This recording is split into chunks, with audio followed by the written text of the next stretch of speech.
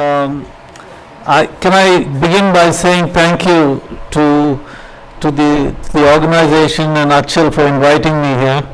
Um, it's a great honor to be able to come and speak over here and express myself.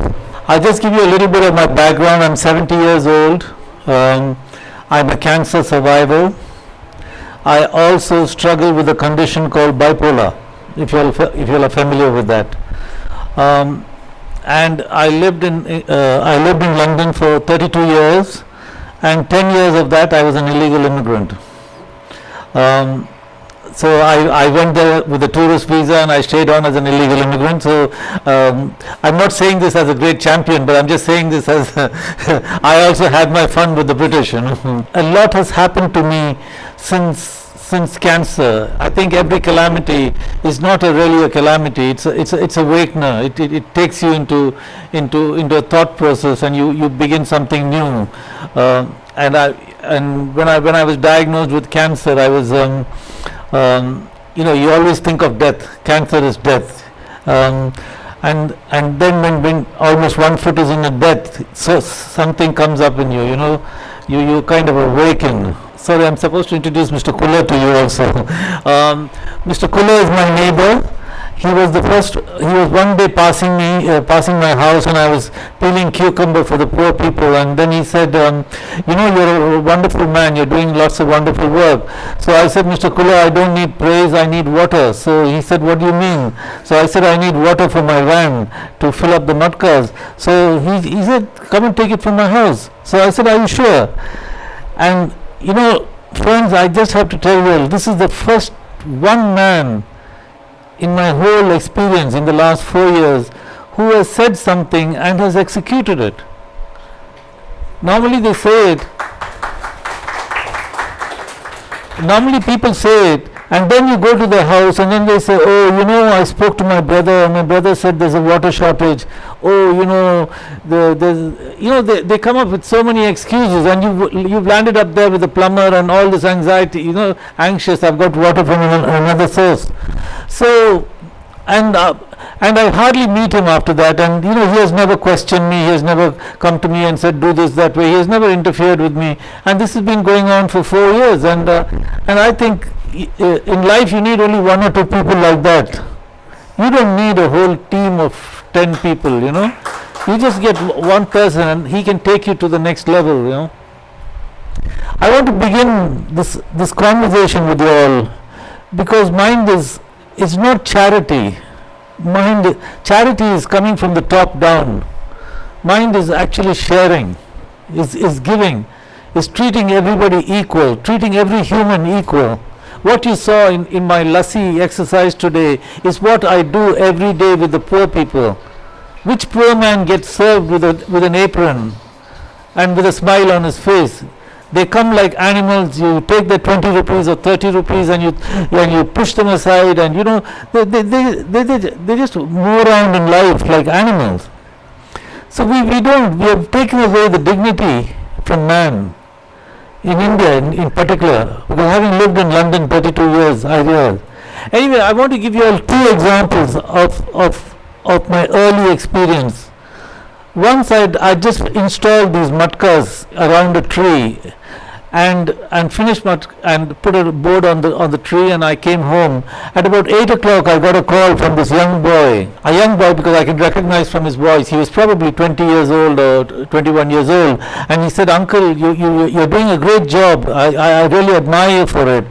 But he says, you left that tree in pain. And I said, well, what do you mean? I don't know what you mean by pain. He said, you've nailed your telephone number into the tree. He says that nail you nailed into the tree, you painted the tree. So my young daughter, that time not young, she was 24 years old, and her colleague, a 19-year-old Danish boy was there, and I asked, and I told them what happened, and I said, what do you think? So my daughter just shrugged her shoulder, and I was surprised at that. She had no opinion, and the Danish boy said, I think he's a little bit weird. So anyway, this happened at 8 o'clock, and night went through, and then in the morning, they both, when they got up, they asked me, what did you do?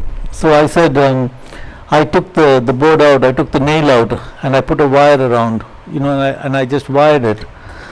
And then they said, why did you do that? I said, because that even if I don't know if that tree is in pain, that boy is in pain. Because he is in pain, he made the effort to call me and say, please take that nail out. Now, this might sound like a very small, irrelevant thing, but it isn't. Everybody has.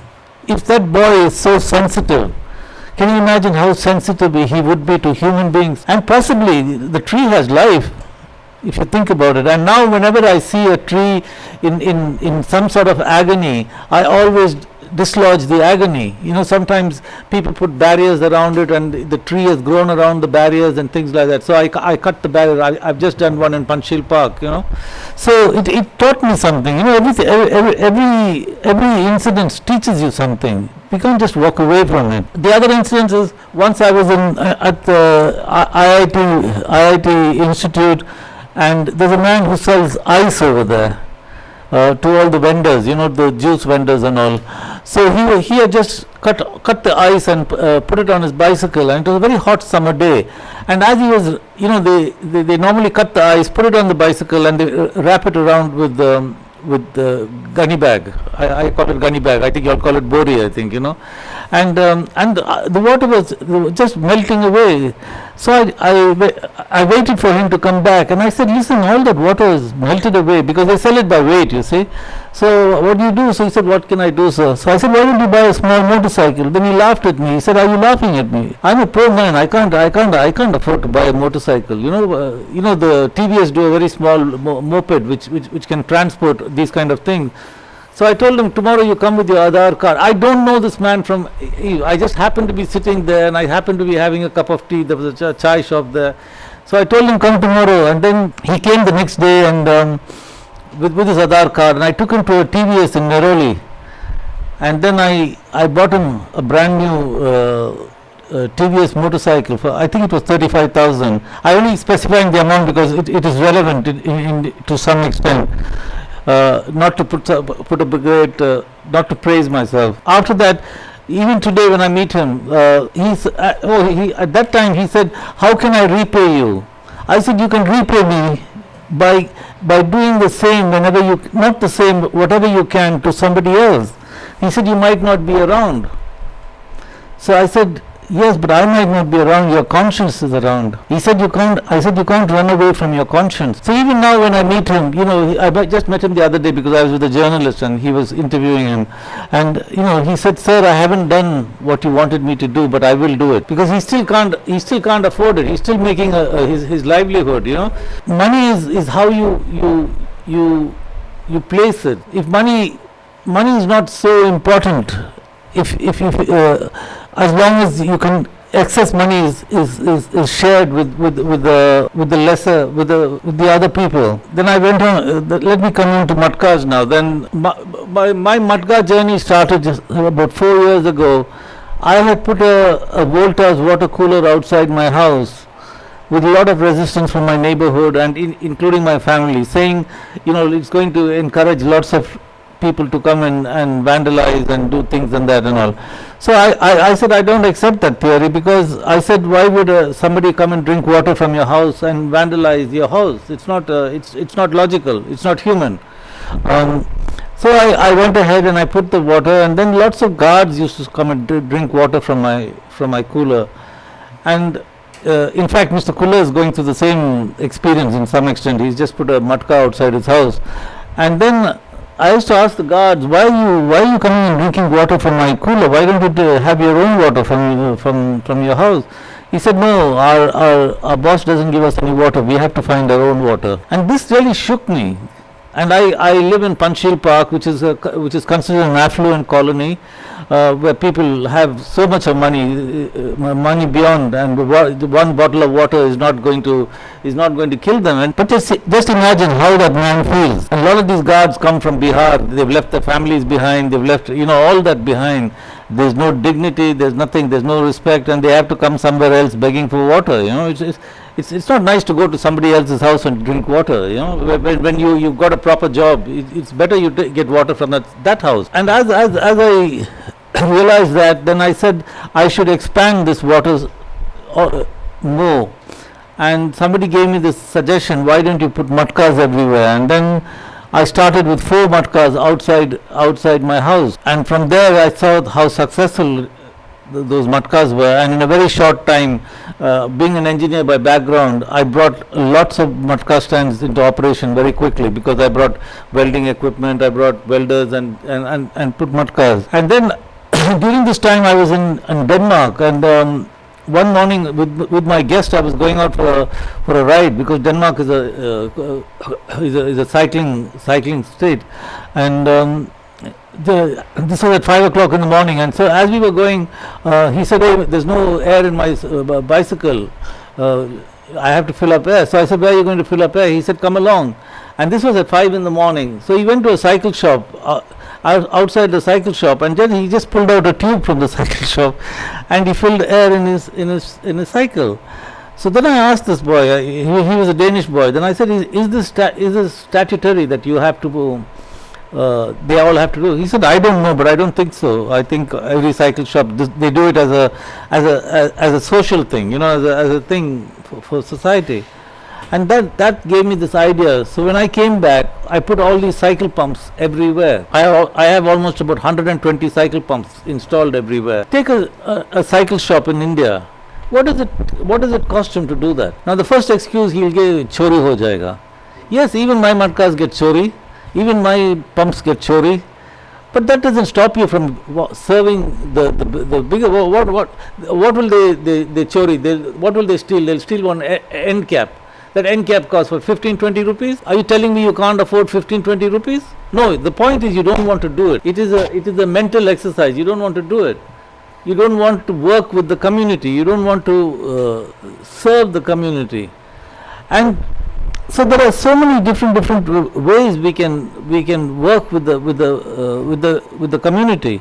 My matkas get stolen. My cycle pump nozzles right at the end. If you all are aware, there's a small nozzle at the end of the cycle pump. It only costs 6 rupees, and I find them missing all the time. Now what can he do with it? He'll take it to a cycle shop and probably get free air. 2 rupees. For 2 rupees, the guy has come and stolen. We have made a thief out of him for 2 rupees. Besides all the matkas, I also, every stand of mine has 3 matkas, 2 cycle pumps and 1 bench. And a lot of people objected to benches, saying that benches will encourage alcoholics and things like that, because there's water there. Wherever there's water, it encourages alcoholics. So I said, let them come, let them also have a drink. We go and sit in the club and we have a drink.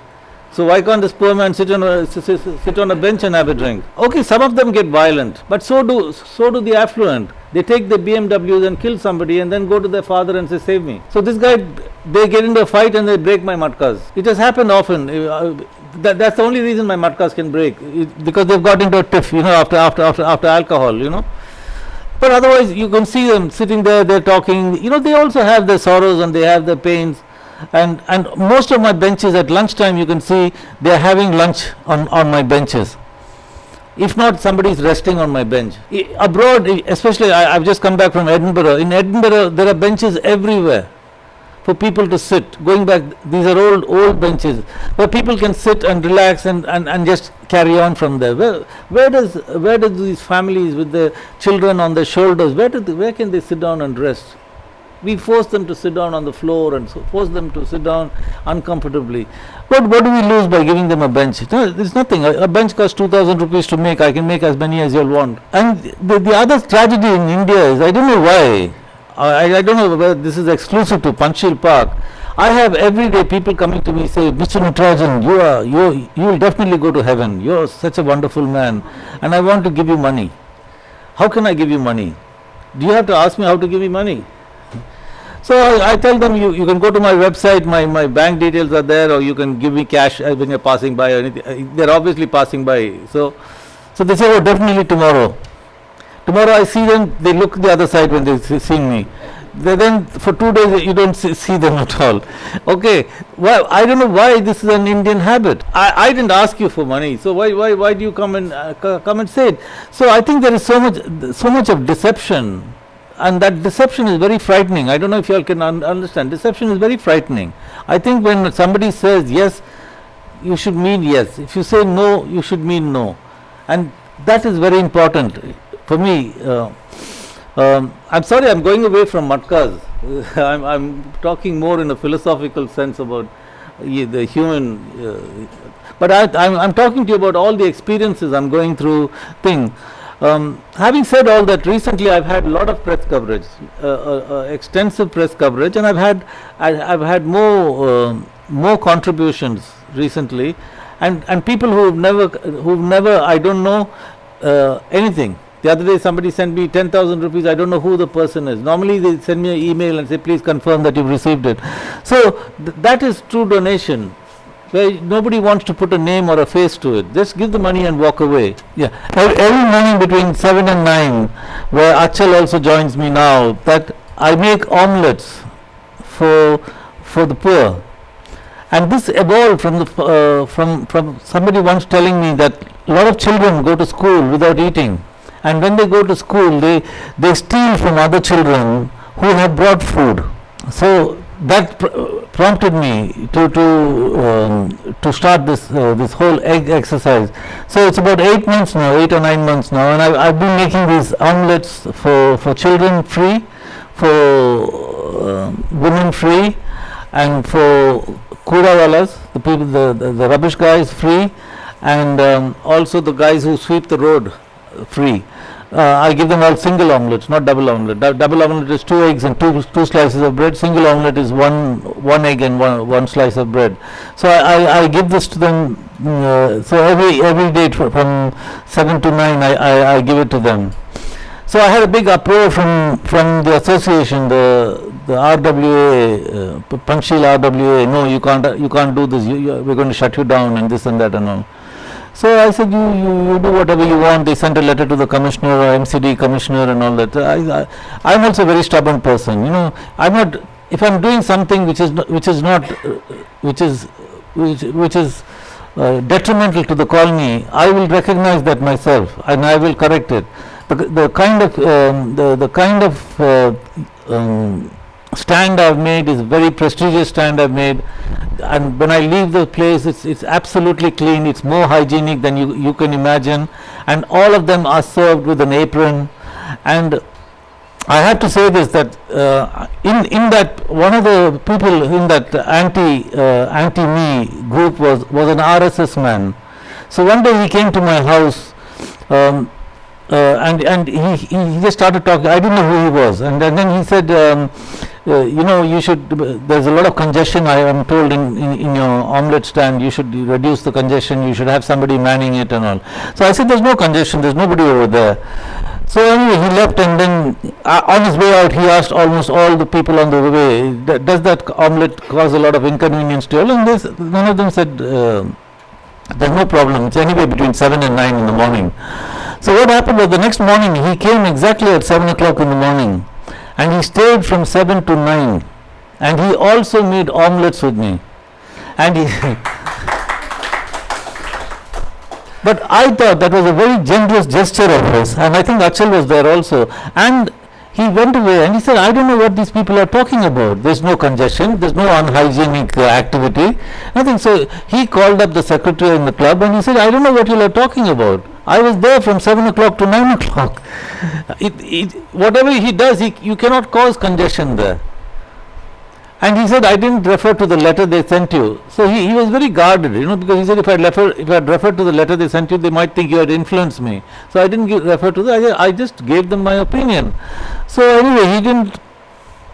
And after that, I didn't hear from him, and I didn't hear from the club. And in any case, I'm not sure, because I had some legal opinion on this also. So I'm not sure they could have really shut me down, because I had a big donation box put there, so it would make it appear like a seva place. Outside my house I made a kind of a vintage museum for children. I have a tree outside my house, and one day I came up with this thing. I don't know if it's a bipolar attack, but I said I must make a museum for children. So and I decided to bring, because I'm an engineer by background and I love antiques, you know. So I started collecting antiques and putting it right on top of the tree. And then I also put an aquarium. So there's a live aquarium outside, and there's a fountain, and there's a bench, and there's my water cooler. So you can come to my house during lunchtime. You can see people sitting down and having lunch, and poor people drinking water over there, and children, you know, discussing between themselves what each particular component is. So that has been the, and the reason I did that is if I put an aquarium inside my house, I will be the only one who will be watching it, and after 1 week I wouldn't be watching it, you know, I'll just be feeding it. But if I put it outside, the whole community can enjoy it. And until today, nobody has stolen anything from it. Of course, it has been vandalized once or twice. You know, small children, if you leave something open to them, they will pull a wire, or they will pull something. If you leave a bulb exposed, they'll pull the bulb over. That's okay. You know, you expect that. Sometimes you cannot make everything vandal proof. Sometimes some things are exposed. But I've never had anything stolen. I have kabadiwalas coming there all day long. They haven't stolen anything because it is of value to them to break something and take it and sell it as kabadi, you know. So I'm privileged. I live in Banshil Park. I live with the generosity of my in-laws over there, and so I must be able to share that with the community. We cannot survive without sharing with one another. We cannot say that the plumber is a lesser man or the electrician is a lesser man. We all need one another. And when we start talking to them on the same level, they also have the same problems as you and I do. Maybe different, maybe worse, maybe less. And they also need somebody to talk to, and they feel if they talk to somebody more educated, they might get a better answer to their problems. I think I've said most of what I want to say, and my assistant is not here, Vishnu, and friends, I just want you to give Vishnu a loud applause. He's my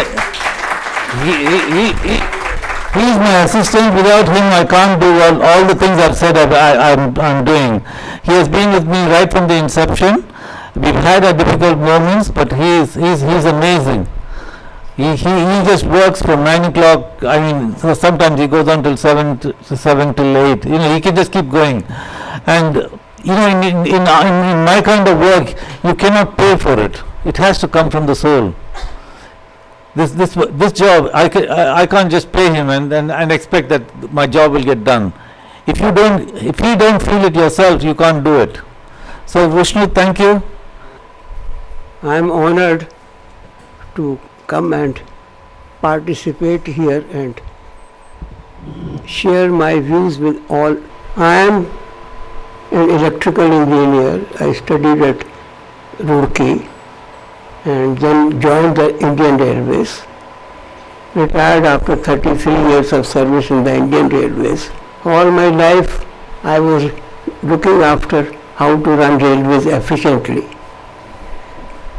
But after my retirement, my interest shifted slightly, and the shift of interest was how can I live efficiently. By efficiently I mean free of illnesses and in good health. So I have been at it for the last more than 40 years, and what I find is everything that happens in our body is linked to our mind. Mind is the supreme. If mind is clear, everything. Now take for example Mr. Natarajan. He had cancer. He has been lucky that he came out of cancer. I am sure he would have gone through the normal therapy. And what is that normal therapy? The normal therapy is killing the cancerous cells, and once they are killed, blood test and a CT scan will say, okay, now there are no more cancer. These instruments see only to a certain extent, not beyond that. But that is the limit to which the doctors can see, and then they declare the patient to be cancer free. Then they say there is a next stage, a remission. Remission may happen any time or may not happen at all. Now, he, once he recovered, he has devoted his life to the service of the people. So he has expelled all the negative emotions in him. These negative emotions is that which kills you. It allows these cancer cells to develop. And unfortunately, our modern medicine does not recognize that with the people who illness you cannot name because no name tag can be attached to that problem.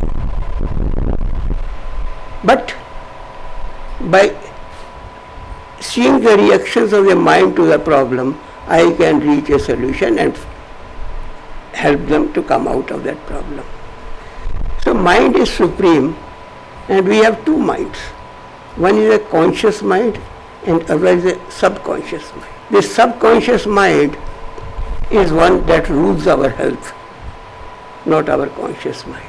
We have to change the subconscious mind to be able to bring about change in our health state. We have all been given an excellent immune system by God.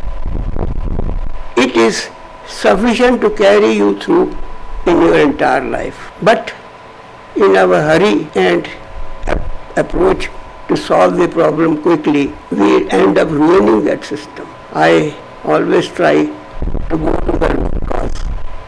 And where is the root cause? It is in some DNA. DNA are some micro switches. They fire and create certain things. So just if you are able to reach the right DNA and correct it, person becomes healthy. That is the most wonderful thing. You are no more dependent on medicines. Once the right DNA is fired, then everything will fall in shape. Mr. Natarajan has been doing wonderful work. I give him all support, what he needs, whatever is within my means. And I wish him that he should have a long life and should serve till the end, be active, be in good health and serve. Thank you.